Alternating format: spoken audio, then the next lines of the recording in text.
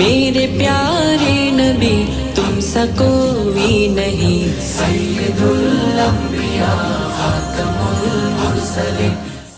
আসসালামু আলাইকুম ওয়া রাহমাতুল্লাহি ওয়া বারাকাতুহু। হযরত মুহাম্মদ মুস্তাফা সাল্লাল্লাহু আলাইহি ওয়াসাল্লামের জীবনের আজকের 12তম পর্বে আপনাদেরকে স্বাগত জানাচ্ছি। বিগত 11তম পর্বে আমরা রাসূল সাল্লাল্লাহু আলাইহি ওয়াসাল্লামের জন্মের পূর্বে তৎকালীন সময়ের রোম, পারস্য, চীন এবং ভারতবর্ষের অবস্থা সম্পর্কে জেনেছি। এই পর্বে আমরা বিশ্বনবী সাল্লাল্লাহু আলাইহি ওয়াসাল্লামের আগমনের পূর্বে পুরো পৃথিবীতে নারী জাতির অবস্থা কেমন ছিল এবং বিভিন্ন ধর্মে তৎকালীন সময়ে নারীর প্রতি মর্যাদা কেমন ছিল সেই বিষয়ে আলোচনা করতে যাচ্ছি।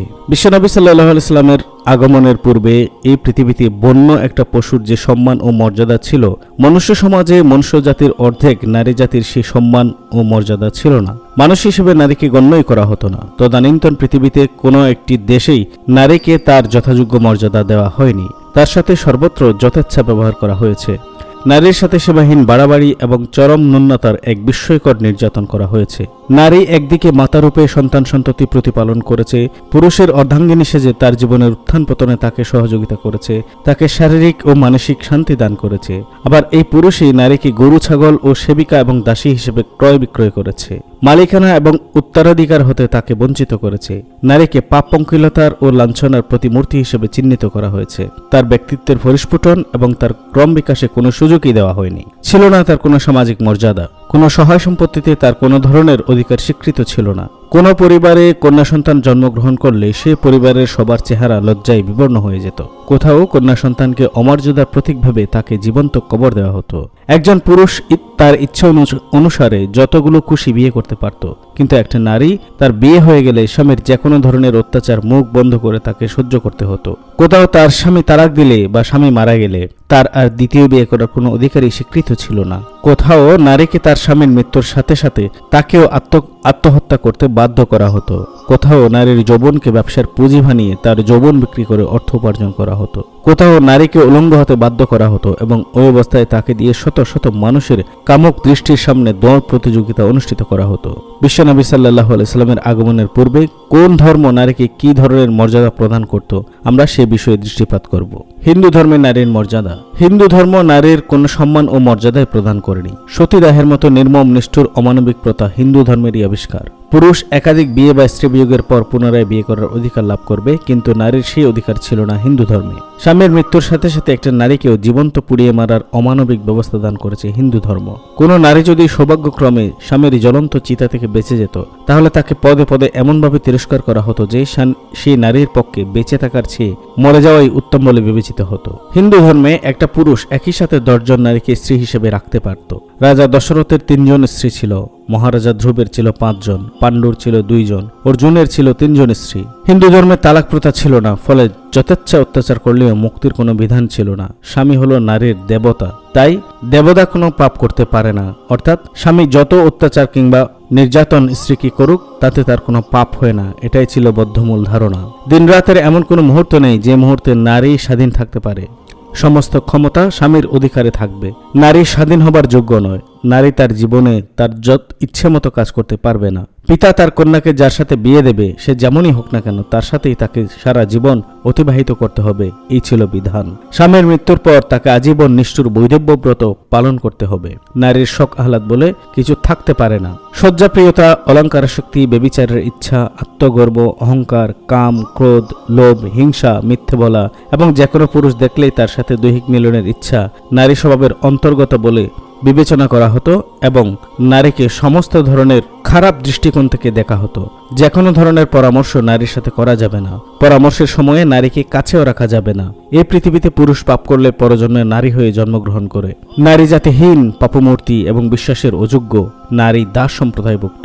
কোনো মানুষকে যদি 1000টা মুখ দিয়ে 1000 বছর জীবিত রাখা হয় এবং সে যদি তার 1000টা মুখ দিয়ে প্রতি মুহূর্ত নারীর দোষ বর্ণনা করে, তবুও নারীর দোষ বলে শেষ করতে পারবে না।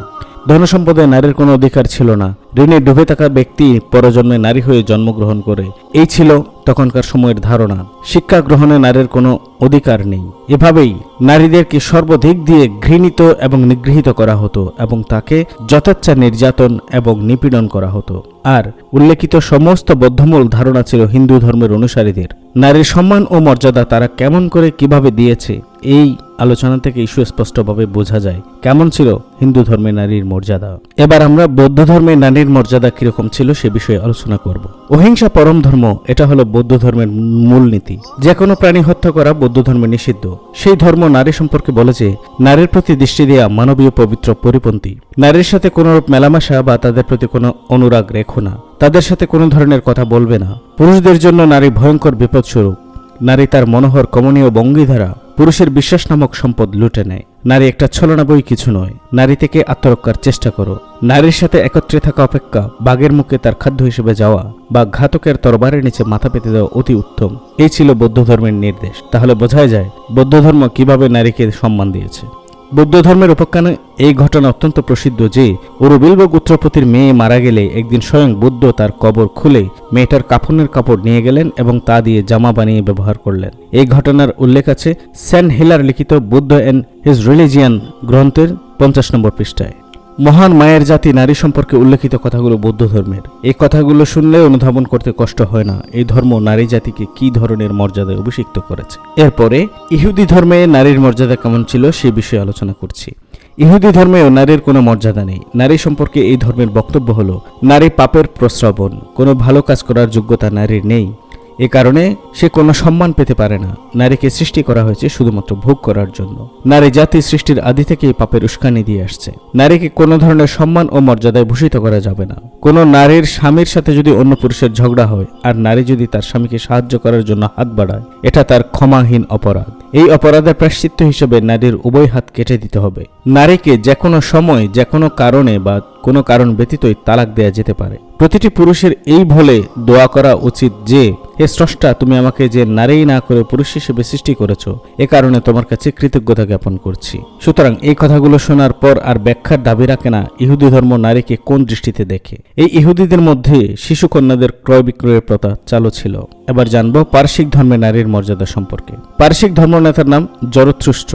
তার প্রবর্তিত ধর্মেও নারীর কোনো মর্যাদা রাখা হয়নি। এমন সব বিধান রাখা হয়েছে নারীর জন্য যা ছিল চরম অমানবিক। জরথুস্ট্র নারী সম্পর্কে বলেছেন যে নারীর সন্তান নেই সে নারী পুলসিরাত পার হয়ে ভেস্তে যেতে পারবে না। সুতরাং নারী যেন অন্য কারো সন্তান গর্ভে ধারণ করে বা পালন করে হলেও মাতৃত্ব লাভ করে। নারী ঋতুবতী হলে এই ধর্মে তাকে চরমভাবে ঘৃণা করা হয়েছে।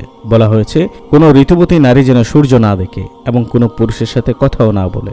আগুনের দিকে সে যেন না তাকায়, পানিতে যেন সে অবতরণ না করে, অন্য কোনো পুষ্পিতা নারীর সাথে একত্রে যেন সে শয়ন না করে, কোনো খাদ্যদ্রব্য যেন সে স্পর্শ না করে। কোনো পাত্র যদি ঋতুবতী নারীর ধরতে হয় তাহলে তা যেন হাতে কাপড় ঝরিয়ে নেয়। কোনো ঋতুবতী নারী এই সমস্ত আদেশ অমান্য করলে তার জন্য বেহেশত হারাম হয়ে যাবে। ঋতুকাল নারীর জন্য একটি পাপের কাল। বছরে তার জন্য একটি মাস নির্ধারিত রয়েছে সেই পাপের প্রায়শ্চিত্ত করার জন্য। এই ছিল পারসিক ধর্মে নারীর প্রতি দৃষ্টিভঙ্গি। সন্তান প্রসবকারিণী নারীর দুর্ভোগের শেষ ছিল না। সন্তান প্রসবের পর নারী এমনই অপবিত্রা হয়ে যেত যে সে নারী ঘরের বাইরে আসতে পারত না। এমনকি বারান্দায় পর্যন্ত আসা যাবে না তার। মাটিতে পা রাখলে মাটি পর্যন্ত অপবিত্র হয়ে যেত। কোনো কাঠের পাত্র নারী স্পর্শ করতে পারবে না। এ ধরনের নানা বন্ধনে নারীকে বেঁধে রেখেছে এই পারসিক ধর্ম। নারী তার স্বামীর দাস বই আর কিছুই নয়। এখানে নারীর জীবন তার কাছে একটি ঘৃণ্য বোঝা ছাড়া আর কিছুই নয়। হযরত ঈসা আলাইহিস সালামের আগমনের 25 বছর আগের যুগটি ছিল জরথুস্ট্রের যুগ। এই ধর্মে যৌনাচার ছিল লাগামহীন। ফলে যারা নিজেদের যৌবনকে কানায় কানায় উপভোগ করতে চাইত তারা সে যুগে দলে দলে এই ধর্মে প্রবেশ করেছিল। সম্রাট কাইখস্রু, গস্টাসপ ও কাইকোবাদের মতো প্রতাপশালী ব্যক্তিগণ এই ধর্ম গ্রহণ করার ফলে এই মতবাদ পৃথিবীর নানা দেশে ছড়িয়ে পড়েছিল। সম্রাট পারভেজও এই মতবাদ গ্রহণ করেছিল। এই ধর্মকে বলা হয় মজুসিয়াত। যৌনাচারের কোনো বাধা ধরা আইন ছিল না বলে সম্রাট পারভেজ তার ভোগের জন্য 12,000 নারীকে বিয়ে করেছিল। যৌনাক্রিয়া করার ক্ষেত্রে কোনো বাছ বিচার নেই। যে কোনো সময় স্বামী তার স্ত্রীকে তালাক বা হত্যা করার অধিকার রাখে এই ধর্মে। নিজের স্ত্রীকে প্রয়োজনে অন্য কারো ভোগের জন্য দেয়া পাপের কোনো বিষয় ছিল না পারসিক ধর্মমতে। নারীকে যে কোনো সময় বিক্রি করে দেওয়া যাবে। সতীন পুত্র সৎমাকে ভোগ করার অধিকার দিয়েছিল এই ধর্ম। এই ধর্মের আরেক ধর্মীয় নেতা মজুকের মতানুসারে ধন সম্পদ ও নারী হলো সমস্ত পাপের মূল উৎস। নারী কারো ব্যক্তিগত সম্পদ হতে পারে না, নারী হলো জাতীয় সম্পদ। সুতরাং একা কেউ কোনো নারীকে ভোগ করতে পারবে না। সেই ধর্মমতে উঠিয়ে দেয়া হলো বিয়ে প্রথা। ধর্মনেতা মজুকের এই যৌনাচারের নীতির সাথে ভারতের ভগবান রজনীশের যৌন নীতির হুবহু মিল দেখতে পাওয়া যায়। পারস্য সম্রাট শাহকাবাদ এই ধর্ম গ্রহণ করার ফলে সে তার সাম্রাজ্যব্যাপী এই নীতি প্রতিষ্ঠিত করার জন্য নিজের প্রাসাদের প্রতিরক্ষা ব্যবস্থা উঠিয়ে নেয়। ফলে যে কোনো লোক প্রাসাদে প্রবেশ করে রাজ পরিবারের নারীদেরকে ভোগ করতে পারত। সম্রাট নিজেও যে কোনো লোকের স্ত্রীকে ভোগ করার অধিকার রাখত। এটাই ছিল তৎকালীন সময়ে পারসিক ধর্মে নারীর প্রতি দৃষ্টিভঙ্গি এবং পারসিক ধর্মে দেয়া নারীর প্রতি মর্যাদা। কথাটা অমানবিক, চিন্তা করলে শিউরে উঠতে হয়। এরপর আমরা আলোচনা করব খ্রিস্ট ধর্মে নারীর মর্যাদা সম্পর্কে। বর্তমান পৃথিবীতে খ্রিস্টানরা নিজেদেরকে সবচেয়ে সভ্য বলে দাবি করে। তারাই নাকি নারী জাতির আসল ত্রাণকর্তা। আসলে এই খ্রিস্ট ধর্ম নারীকে মানুষ হিসেবে স্বীকারই করে না। এরা নারীকে সমস্ত পাপের প্রতীক হিসেবে বিশ্বাস করে। তাদের মতে মানুষের আদিমাতা হাওয়ার ভুলের কারণে নারীর রক্তে পাপ স্থায়ীভাবে প্রতিষ্ঠিত হয়ে গেছে। সুতরাং মানব শরীরে মাতৃরক্তের অংশ থাকে বলে সমস্ত মানব জাতিই পাপী। পাপ নিয়ে তারা পৃথিবীতে জন্মগ্রহণ করে। যিশু নিজেকে উৎসর্গ করে মানুষকে এই পাপ থেকে মুক্তি দিয়ে গেছেন। স্বয়ং যিশু তার মা নারী বলে তাকেও তিনি দীক্ষা দিয়েছিলেন। ধর্মযাজক ইউহান্নার মতে নারী ছলনাময়ী, তার থেকে দূরে অবস্থান করাই উচিত। নারী শয়তানের প্রতিচ্ছায়া, শয়তানের শক্তি। সে বিষধর সাপের নেই রক্তপিপাসু। নারীর ভিতর সাপের বিষ নিহিত রয়েছে। নারী এমন এক বিচ্ছু যা প্রতি মুহূর্তে ধ্বংসন করার জন্য প্রস্তুত হয়ে আছে। নারী শয়তানের বাদ্যযন্ত্র। মানুষের মনে পাপের জগতে প্রতিষ্ঠার ব্যাপারে নারী শয়তানকে সাহায্য করে। সমস্ত পাপের মূল উৎস হল নারী। নারীর প্রতি এরকমই ছিল খ্রিস্ট ধর্মের দৃষ্টিভঙ্গি। নারীর যাবতীয় আশা আকাঙ্ক্ষা, ইচ্ছা, প্রবৃত্তি স্বাধীন নয়। এসব পুরুষেরই অধীনে থাকবে। নারীর উপর প্রভুত্ব করবে পুরুষ। নারী শয়তানের প্রবেশদ্বার। যাবতীয় দুঃখ দুর্দশার জন্য দায়ী হলো নারী। নারী রূপে জন্মগ্রহণ করা একটি লজ্জার ব্যাপার। শয়তানের মারণ যন্ত্র হলো নারী। নারী পৃথিবীবাসীর জন্য অভিশাপ। নারী একটি অনিবার্য পাপ, একটি জন্মগত দুষ্ট প্ররোচনা, একটি আনন্দদায়ক বিপদ, ধ্বংসাত্মক প্রেমদায়িনী। নারী সম্পর্কে খ্রিস্টানদের এই হলো চিন্তাধারা। কেননা তাদের ধর্মই নারী সম্পর্কে এমন বিরূপ ধারণা তাদেরকে দান করেছে। এ কারণে বোধহয় গোটা পাশ্চাত্য জগতে নারীর কোনো ভোটের অধিকার ছিল না। মাত্র কয়েক বছর পূর্বে নারী তার ভোটের অধিকার লাভ করেছে। খ্রিস্টান ধর্মীয় নেতাদের মতে নারীকে স্পর্শ করাও হারাম। এই কারণে বহু খ্রিস্টান ধর্মনেতা তার গর্ভধারিণী মাকে পর্যন্ত স্পর্শ করা থেকে বিরত থাকত।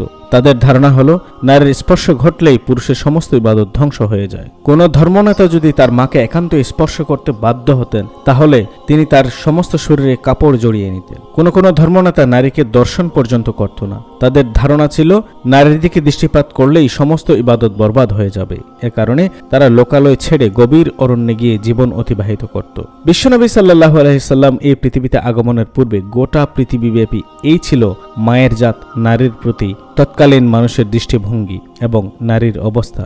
নারীকে মানব সমাজের মধ্যে গণ্যই করা হতো না। ঘৃণা ও লাঞ্ছনার অতল গহ্বর থেকে নারীকে টেনে উঠিয়ে পুরুষের তুলনায় 3 গুণ বেশি মর্যাদা দিয়ে সম্মানের আসনে আসীন করে দিয়েছেন নারী মুক্তির অগ্রদূত বিশ্বনবী সাল্লাল্লাহু আলাইহি ওয়াসাল্লাম। বিশ্বনবী সাল্লাল্লাহু আলাইহি ওয়াসাল্লামের জন্মের পূর্বে নারী জাতির এহেন দুরবস্থা থেকে তাদেরকে উত্তরণের জন্য বিশ্বনবীর আগমন একান্তই প্রয়োজন ছিল।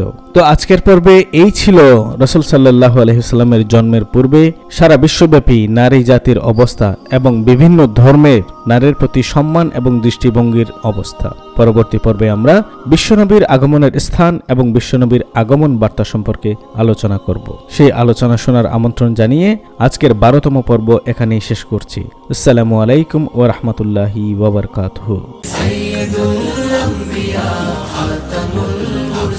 मेरे प्यारे नबी तुमसा कोई नहीं, सैयदुल अंबिया खातमुल मुरसलीन।